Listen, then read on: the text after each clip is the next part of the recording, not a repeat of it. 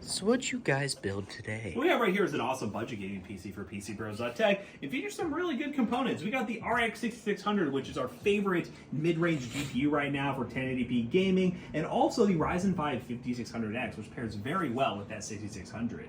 Yes, it's a pretty good build. It's actually going to be well under $1,000 at $825, but it also is in the Thermaltake Versa H18 with a little blue LED in the front. We got, as Matt said, the 5600X with the Power Color Fighter RX 6600.